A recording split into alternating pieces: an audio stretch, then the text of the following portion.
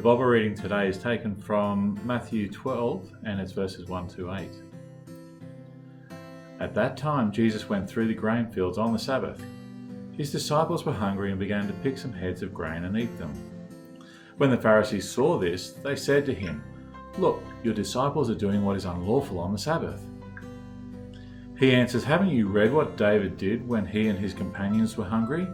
He entered the house of God, and he and his companions ate the consecrated bread, which was not lawful for them to do, but only for the priests.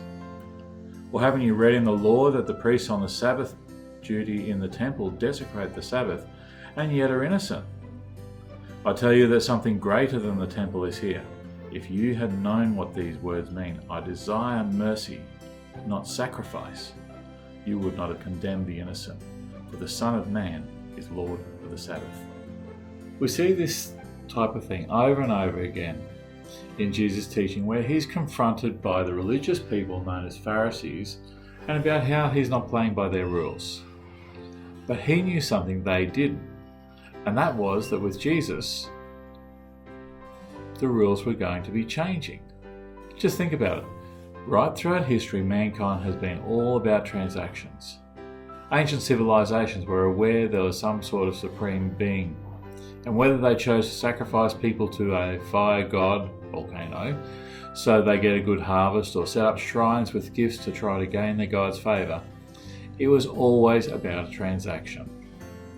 Even before Christianity, Judaism was not much different with our God. God does have expectations and rules, the main one being that the wages of sin is death.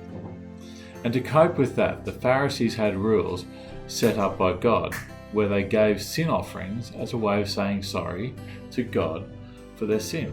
And that's okay.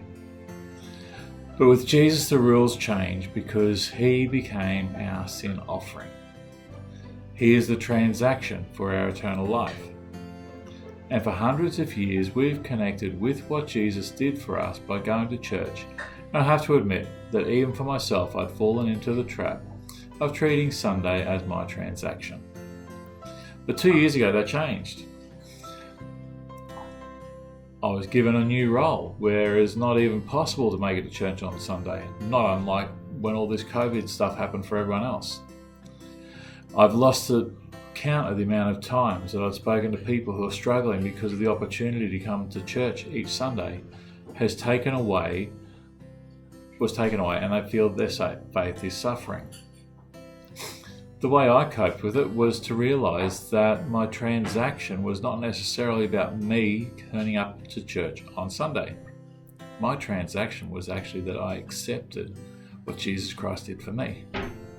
Now, in saying that, it can be a little bit hard sometimes because we really do want to do something, and that's the way we're hardwired. But when we actually want to do something, well, I think we actually really need to just get it in the right order. Now, the way it feels like sometimes is that we can actually treat it as though we're doing God a favour by turning up to church on Sunday, or we're doing God a favour by giving our tithe. We're doing God a favour by surrendering our life to Him. But really, that's not the way we should be thinking about it at all. While we can't perform the ritual, while we can't actually be going to church on Sunday, I think that it's actually a great opportunity now to say, well, what is my faith all about? We need to take the approach that what Jesus Christ did for us is our transaction. And the way that we can actually really get across what we need to is to recognize that us turning up, us aligning ourselves with Jesus Christ is actually out of gratitude to Him, not out of the fact that we have to. So as we actually stranded away from being able to meet together and being able to perform the ritual that is Sabbath and the ritual that is actually our Sunday attendances, we should take the opportunity to actually catch up with people, to take our church to them. I said at the beginning that my job changed a couple of years ago. I deal with a lot of soldiers. I go out and I help them out field. Our job is morale. We are there to help the soldiers be a little bit more comfortable in the hard times. And what I find is that my Sunday is when I'm actually with them. My Sunday is when I actually get a chance to share with them what Jesus Christ means to me, even if it's just through my actions. And I find that though I haven't had a chance to be fed as such on a Sunday, through giving is where I receive. And I just hope that that leaves you with something to think about. Let's make our relationship with Jesus Christ count, and let's recognize what He's done for us. Thank you.